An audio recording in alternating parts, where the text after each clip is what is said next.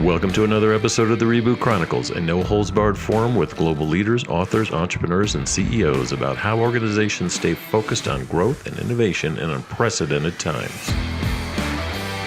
I'm your host, Dean DeVias, coming to you live from Reviv's North American headquarters in Chicago, and we would like to thank you for joining us from around the globe today. I'd like to welcome Paul Knopp to the Reboot Chronicles. He is the chairman and CEO of KPMG LLP and a member of KPMG's Global Board and Executive Committee. Founded in the 1800s, KPMG is one of the world's top professional services firms with 273,000 people operating in 143 countries and territories, who delivered a combined $36 billion in revenue last year alone. Pretty impressive. The company works with 80% of the Fortune Global 500 and Forbes Global 1000 with a broad spectrum of tax, audit, advisory, and innovation kinds of services. Paul, it's good to see you. Yeah, Dean, great to be with you today. Thanks for having me. Yeah, absolutely. Very familiar with KPMG. You've hosted our Kellogg classes with you guys. You've been really good partners with so many learning institutions, I might add. When I said 1800s, a lot of people probably weren't sure what podcast they were tuning into here. But, how do you go about rebooting a 125-year-old company? I mean, just to give people context, most probably don't know, but your company's roots go way back, starting in the 1800s, dozens of company combinations and additions since then. Like I remember in the 80s, I think it was called KMG, and Pete Marwick joined together, and then eventually that turned to KPMG. But that's just one of many, many, many combining and conquer kind of moments in your past. Yeah, absolutely. 125 years of history in the U.S. and even more in other places outside the U.S. So in a way, transforming or rebooting a company right now is an imperative. With what we have been through in the last 4 years alone, since March of 2020, not just the pandemic, but real turbulence in the labor market, real economic uncertainty, geopolitical uncertainties. There was just so much going on, and now just waves and waves of innovation around technology, around sustainability. It really is important. And I didn't even touch on maybe the most important thing that we need to think about rebooting, and that is the way we think about our workforces and making sure that we are building cultures that attract and retain talent for the long term. If you will, another form of sustainability of an enterprise through a human-centric approach. So just a tremendous amount of change in the last 4 years. And so I think that it's an imperative to be thinking about rebooting almost everything you do in today's world. Especially, we'll jump to culture. I should go there later, but, you basically have, I don't know how many, I'll just say dozens of cultures and independent entities around the world. First of all, is that true? I mean, some companies have one culture, and I always kind of make fun of that because it's like, well, if you're really a multinational corporation, you probably have many of them, but my guess is that's so true with you guys. Well, it is in a sense because every country is a little different. Even in the States, you have maybe regional differences. But what I will tell you is I've been in 7 or 8 different KPMG offices, worked in those offices. I've visited many countries across the globe, many KPMG offices. And there's a consistency to our culture that really emanates from history and our brand. And you feel it wherever you go. And I think that's really important because it's important that our people see it. And it's particularly important that our clients feel and see that culture of KPMG.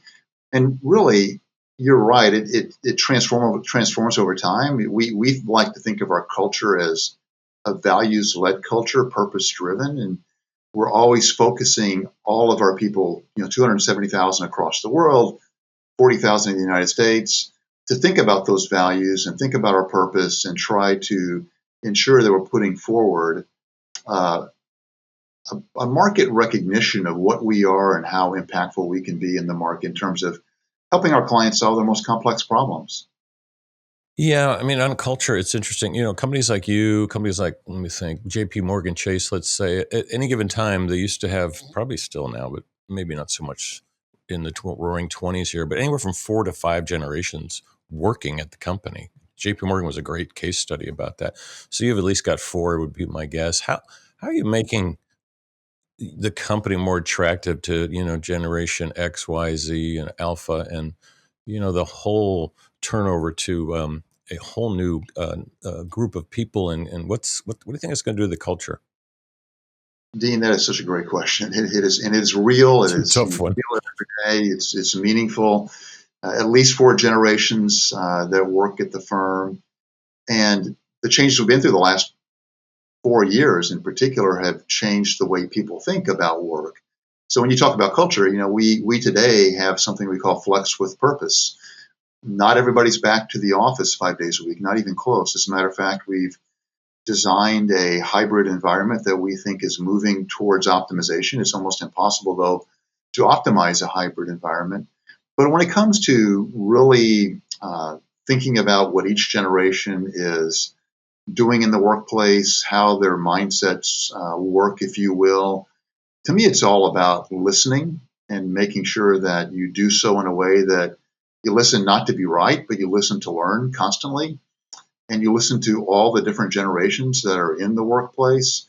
You listen to the concerns that they have, the various things that we've all navigated over the last 4+ years as a society and as a workplace. Yeah. And that to me, Dean, is absolutely fundamentally critical, is that you listen to be able to not win, but to learn and to progress and to make sure that your organization's culture is as strong as it possibly can be.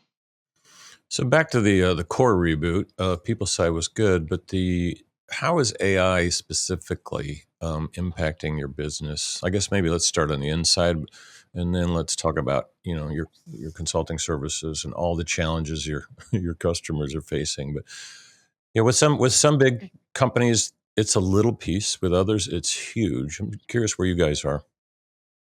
Well, first, as you know, AI has been around for multiple decades, and it's really generative AI now that is taking all the space in terms of everything that we're trying to consume and think about when we lead into the future. And AI is still there. We at KPMG use AI and generative AI in all three of our businesses: audit, tax, consulting, and actually a fourth business that we have called deal advisory and strategy. So to me, it's about making sure, number one, you have a trusted artificial intelligence framework. That's the foundation for everything that you do, to make sure that it's human centric, to make sure that people recognize it as being values led. Right. And that's what we're trying to present to the market first and foremost. But also at KPMG, in all of our businesses, we're trying to make sure we lead with our people. So in other words, I mentioned human centric. We want to put generative AI and AI tools in the hands of all 40,000 of our people in the US. And as a matter of fact, we're kind of on a path to do that, Dean, by the end of this year. Well over half of our people today have Microsoft Copilot. Everybody has access to some form of safe, secure ChatGPT type product in their business. So we can talk about it some more, but it is permeating every corner of our audit, tax, consulting, and deal advisory strategy practice. And we really feel like it's crucially important to integrate it into everything we do to be successful, because I think it is not only disruptive, it is hugely a transformative technology that is maybe, in the short run, a little bit overhyped. But I think in the next 2 to 5 years, it is absolutely going to transform business models, operating models, and the way we work in the future. So you work with, as I mentioned in the opening, a lot of the big dogs of the industry. We call them, the Fortune 500s. And Yeah. how, when you look at your consulting services and your deal strategy group, how is technology helping you be a better vendor to these guys? Because you've got a lot of competition in the consulting space, and there's a lot of how do you say it in Texas? All hat, no cattle. In the consulting world, gets a lot of negative press sometimes about, hey, what are we really doing to help these companies? And what I've been hearing is, AI is kind of helping, but I don't hear enough impactful stories. What do you think is going to be the biggest punch through in the next 12, 18 months? Yeah, so maybe I'll give you some examples in all of our businesses. I'll start with consulting, because consulting is all about technology primarily. It's also about other things too, risk and other aspects of consultancy. But That's why I like. That's how I like. That's why I wanted to ask you this question, because you, at your core, coming out of tax and audit, it's like you have a level of exactitude that you have to have that other companies don't. You know, like creative services and all. I mean, you guys take this stuff extremely seriously. So Absolutely. We help our clients solve their most complex problems, and they often have a lot to do with technology, but they also might be their business model isn't as relevant as it used to be because of technology and the way the world has changed in the last few years. Certainly, and probably first and foremost right now, Dean, you talk about where it's having impact.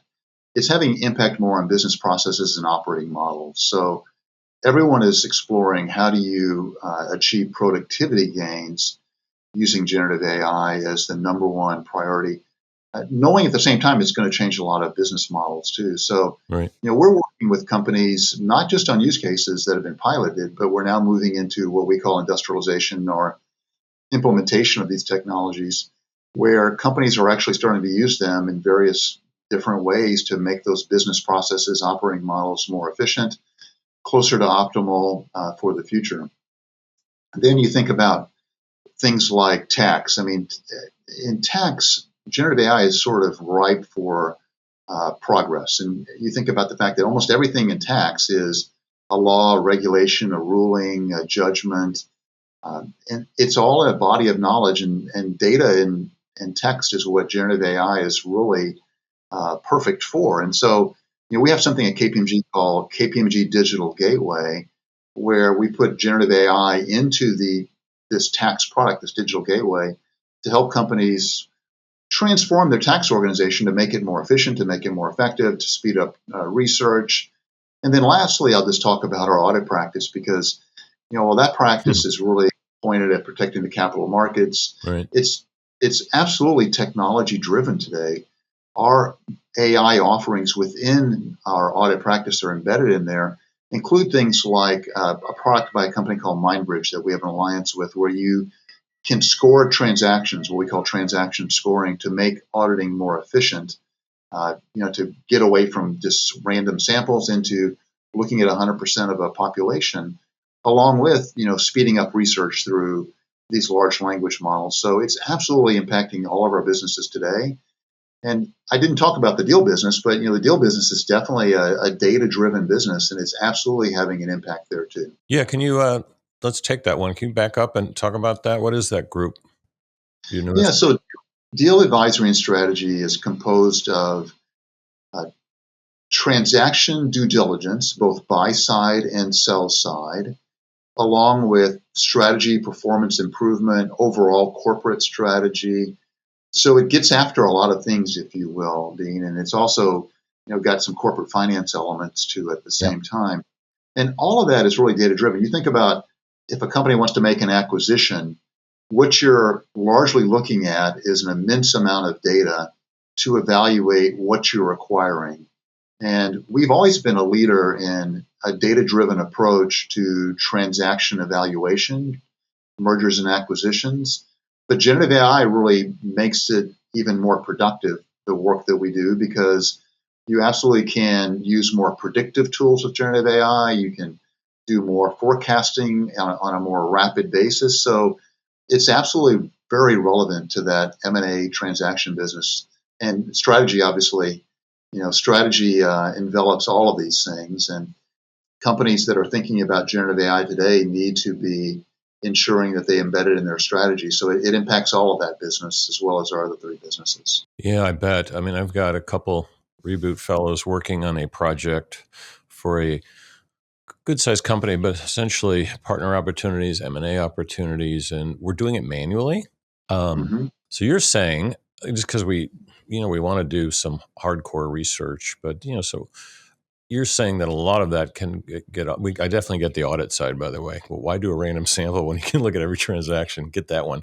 But on the M&A side, it just seems to be more of an art and less of a science until you get to the spreadsheet level. And so you're just saying, hey, this is making our people much more powerful and therefore more competitive because there's a lot of advisement groups out there. What you just said is so important, making our people more powerful. And that's kind of the way we look at generative AI tools and AI tools. We look at it as putting and we call it at KPMG lowercase a, uppercase IQ, AIQ. And so it's a merging of human intelligence with artificial intelligence. And the way we look at generative AI and artificial intelligence is that it's augmenting the 40,000 people in the US that do the things they do every day. And it's giving them new skills, new capabilities, giving them opportunities to create more value for our clients, to bring more value added advice to our clients more rapidly. So I think that human centric nature of it, I really believe that over the course of time, Dean, that generative AI will lead to economic growth and growth in our employment base at KPMG, much like every other emerging technology that has come onto the scene in the last 40 years has come with net job growth. And we think that combining the skills of humans and their amazing intelligence with what artificial intelligence can do, and knowing that it has to be trusted, we have to quality check it, but at the same time, it can really accelerate delivery of things that we do. That's also critically important to the future of KPMG. Yeah, it's good to hear. A lot of companies, or maybe even learning institutions, it's almost dummied down.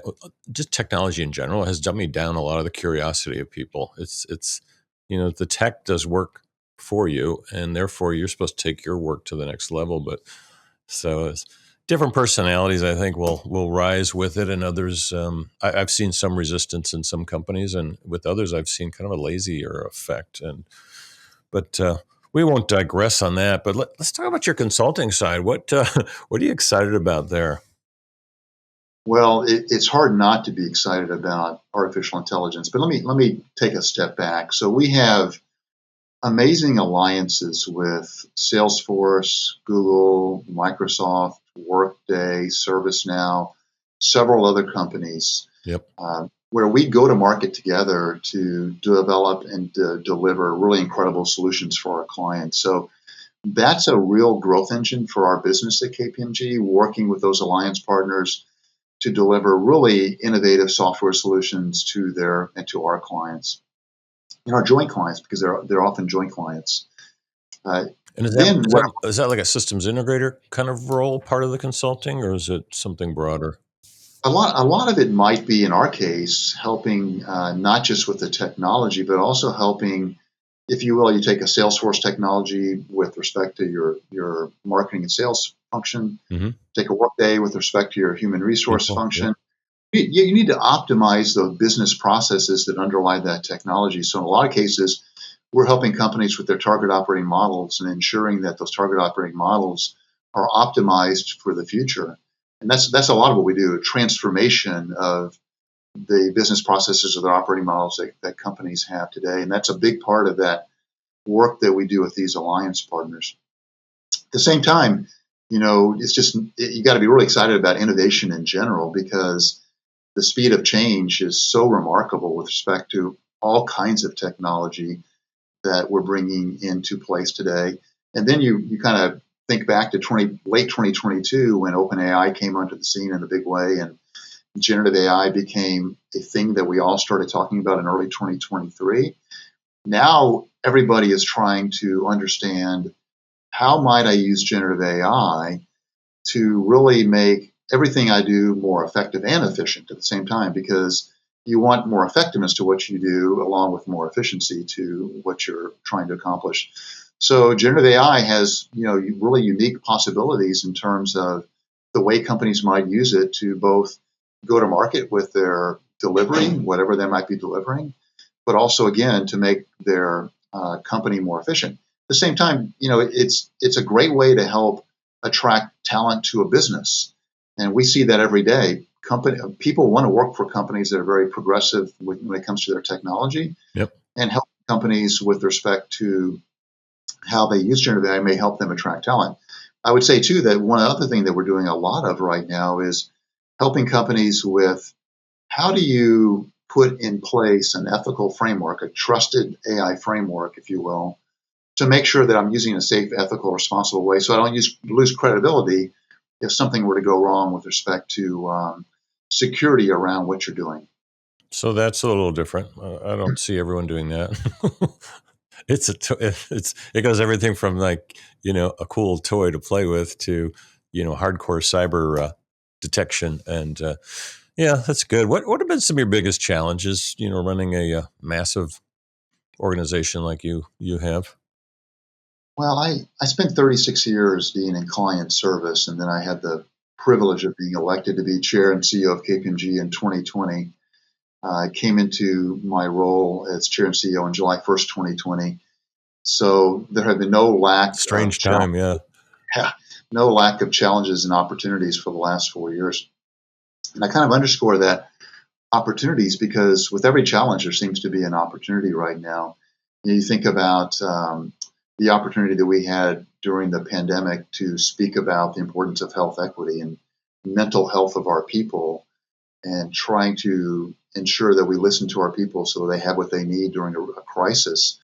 You think about that period of time that many call the Great Resignation, when there was such turbulence in the labor market, Yep. turnover rates were so high, and we were all trying to meet the moment in terms of delivering, but at the same time making sure our cultures were strong and attracted people to our organization. The economic uncertainty that we've all been dealing with for the last few years, with higher interest rates, higher inflation, no lack of challenges, but with one of those challenges comes an opportunity to gain trust with our clients, to deliver in different ways, to deliver new and innovative solutions that we had not previously delivered. So to me, it's really just a remarkable period of time in our history. I didn't even mention, the whole set of offerings around sustainability. I was speaking to a client yesterday about the new regulations in the European Union around the E, the S, and the G, and the need for companies to build governance around ESG, the need for companies to, in the future, report, the need for companies to decarbonize their operations. All those things have sort of come on the scene for the last 4 years in a much bigger way. Yep. And when I think about the challenges of running the organization, and I think about all those challenges, but at the same time, the opportunities that they present too.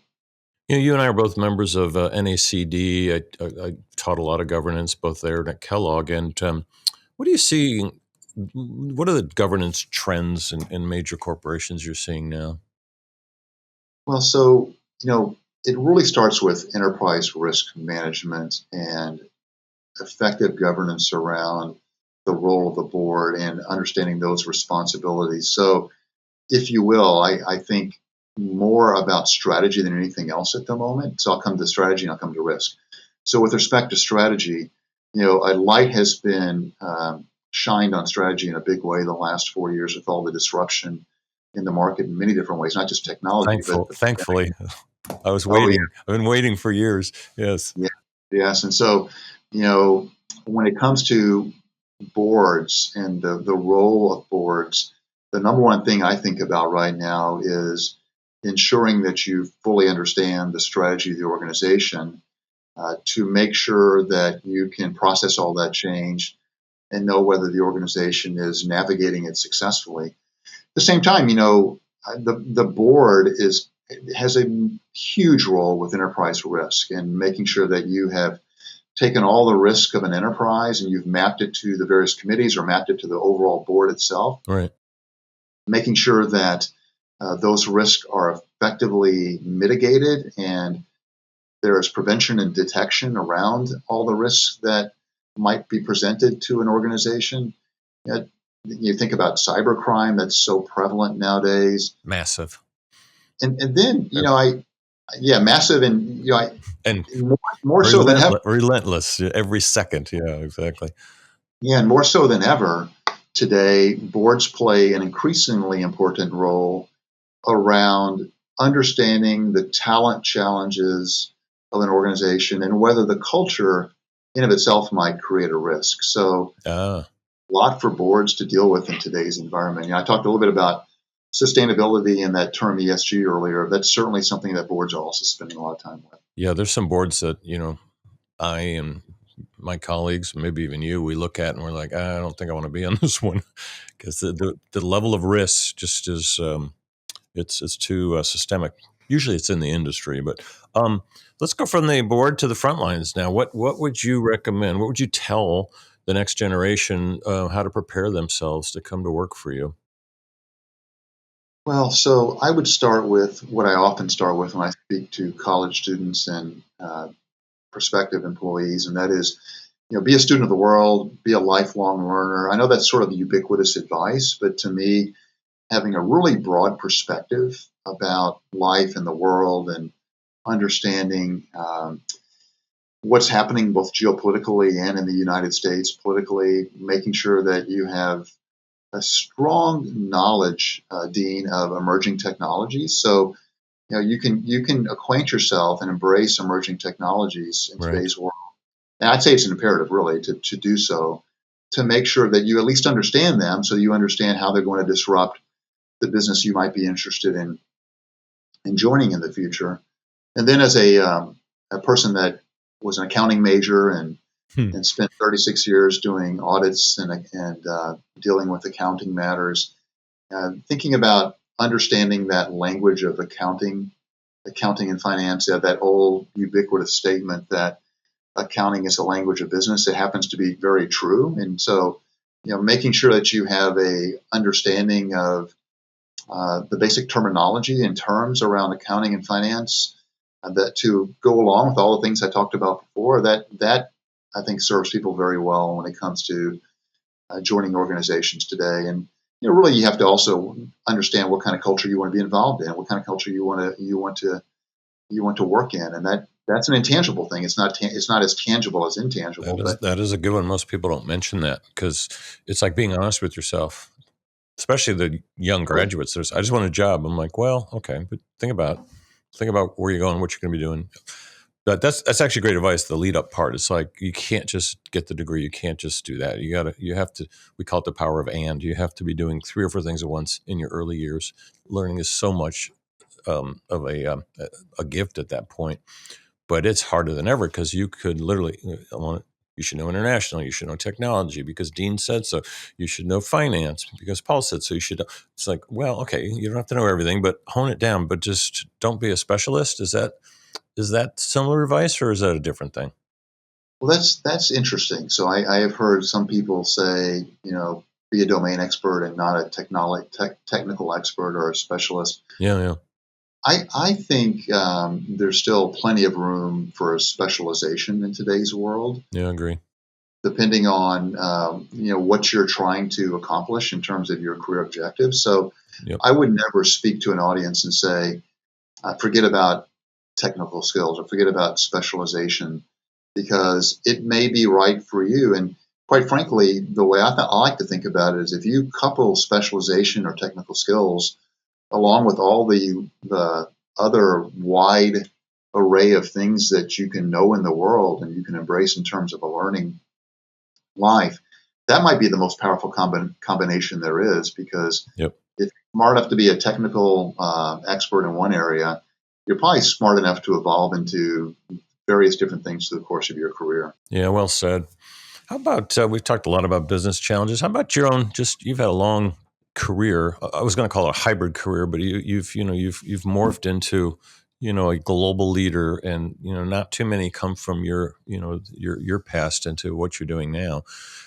Speaking of specialization, so just curious what kind of personal challenge you might have overcome in your life. Yeah, so I grew up one of seven kids, the only one of the seven children in my family to go to college, first generation college graduate. Went to the University of Texas at Austin, did not have a path to really pay for it. And so I held a couple of jobs, including a job as a resident manager of a dormitory at the time. And Hmm. you talk about a life learning experience. I just learned such a tremendous amount Yeah. doing that. And, working I had an aunt that had nursing homes. As a kid, a teenager, I worked in those nursing homes, a tremendous experience to learn about life. And then I made my way through college and graduated, and I did specialize. I was an audit professional for 36 years. But what I'll tell you is that along that journey, that 36 years, auditing really big companies, you learn a tremendous amount about their strategy. You learn a tremendous amount about taking risk. You learn a lot about enterprise risk management. You see a lot when it comes to human capital and succession and talent. I learned a lot along that 36-year journey, in addition to the amazing experiences I had in college that really served me well when it came to going from managing 300 or 400 people to managing 40,000 people in the United States. So it's been a fantastic lifelong journey, and it's why I often talk to people about making sure that you take in the arc of your career and learn from it and continue learning throughout the course of your life. Yeah, good advice. I mean, you start out as a specialist, but because you had to work in every industry, you learned all the verticals. That is You know, I really did. massive learning. What is like a gift right there? Yeah, no, I really did. There's almost no industry I didn't touch in 36. And I love hanging out with people where I can just go into any vertical. There's a couple I can't really touch, like nuclear fission or something. I get lost. But yeah, to have that diversity of thought and expertise, or whatever, at least understanding, and compassion, or empathy around the struggles these leaders deal with in each industry, I find that cross learning is so helpful from people like you, because you're like, I've been in this one. Here's what we learned in the entertainment industry that we can now bring into the transportation industry, or vice versa. Yeah, diversity of thought, you hit on it. That's so important in today's world, making sure that you bring diversity to your team to ensure that you have that diversity of thought, that diversity that comes with a very inclusive environment, making sure that you really ask people to share. And then that word you used, empathy, has never been more important in business today, ensuring that you have uh, a strong dose of empathy, an empathetic culture, making sure that you can really understand what we've all been through the last 4 years, because for many it's been harder than it's been for others, relatively speaking. And making sure that you bring empathy to the center and making sure it's part of your values-led approach is really critical to success in today's world. Love it. Thanks, Paul. Yeah. You've been listening to Paul Knopp, who is the CEO of KPMG here in the States. This is Dean Tobias with the Reboot Chronicles. I want to thank you for joining us today, and we'll see you soon.